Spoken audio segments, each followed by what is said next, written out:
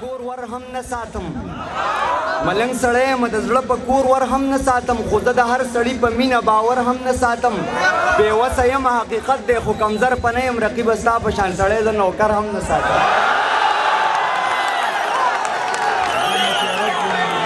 ډېره زیاته مننه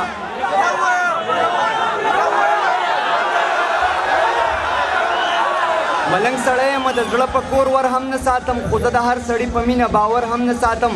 او بېوسه یم حقیقت دی خو کمزر په نه یم رقیبه ستا په شان سړی زه نوکر هم نه ساتم ډېره زیاته مننه د سراج هاشمي صاحب چې ډېر ښکلی پروګرام یې را جوړ کړو ښکلی بنډار یې را جوړ کړو بیا پکې مونږ غوندې خاکروب او خاکنشین سړي ته هم بلنه راکړو تر دې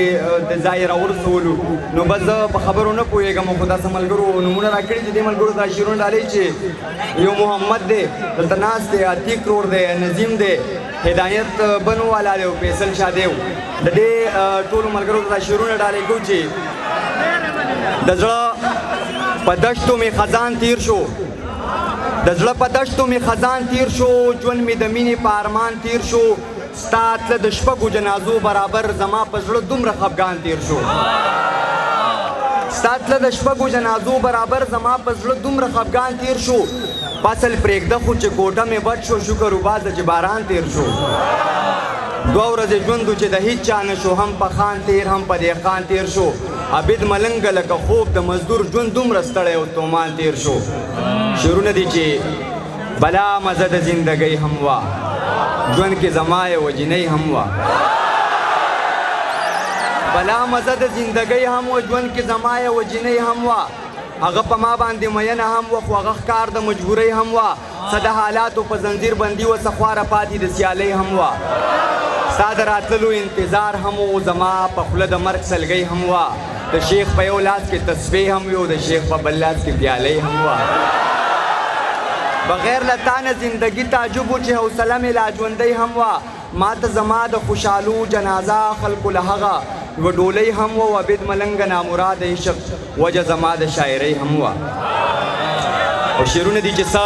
الفتونه بې معنې هم دي او څه بې خونده زمانې هم دي یوازې غم د یارانې خو نه دی ماته د رزق اندېښنې هم دي څه مې حالاتو ډبولي ځواني او څه پرې ما کړي کانې هم دي څه زموږ زړه خانه خراب نه رهی دی او څه ستا په مخ باندې دانې هم دي عبید ملنګ به چې پرې وخت تېروو هغه یادونه افسانې هم دي شعرونه دي چې منیر صاحب توجه غواړم چې دوی به کله ډډه وکړي د پردو له جنګه چې آخر کومه ګټه راوړه پښتنو له جنګه زه د قسمت سره له جنګه ستړی شوی سړی له هره جنګه مې توبه بې د بڼو له جنګه خلک لګیا دي په مریخ کې ماڼۍ جوړې کړې او ته اوزګار نه شوې د چرګانو او د سپو له جنګه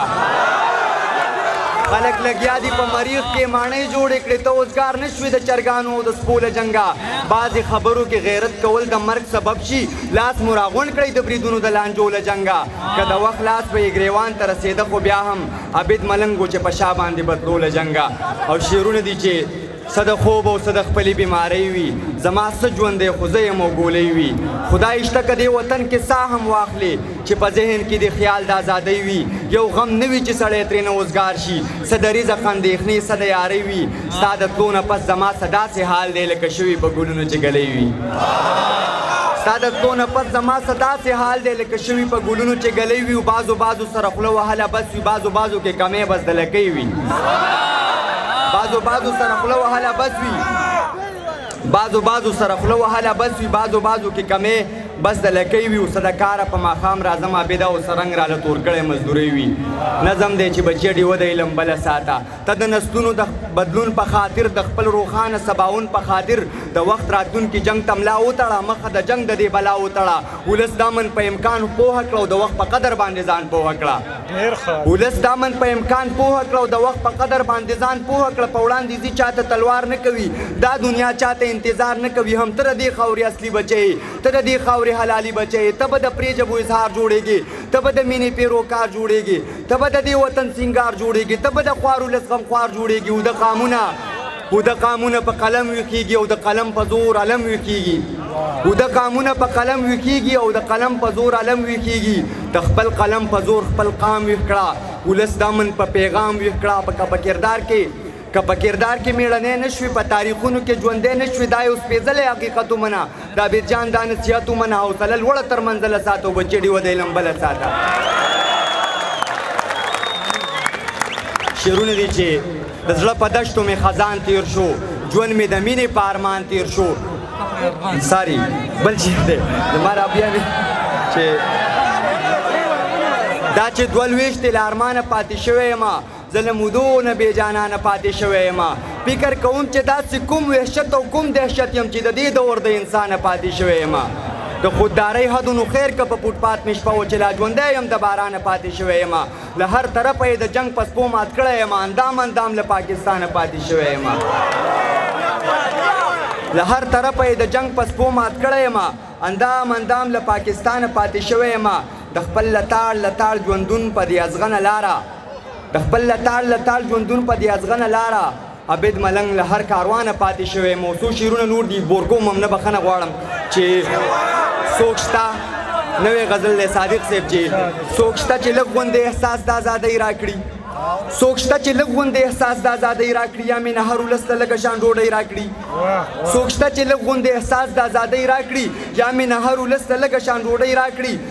نورې دې نه راکوي څوک د ترهګرو نامې که راکوي موږ له د حق د ازادۍ راکړي نورې دې نه راکوي څوک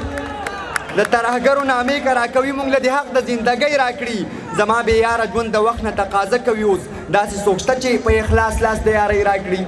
او دا بې ثباته دنیا هسې هم پوره نه شوله صادق صاحب دا بې ثباته دنیا هسې هم پوره نه شوله رب دې توفیق راله له خپلې بندګۍ راکړي او دا بې ثباته دنیا هسې هم پوره نه شوله رب دې توفیق راله د خپلې بندګۍ راکړي دا بې ثباته دنیا هسې هم پوره نه شوله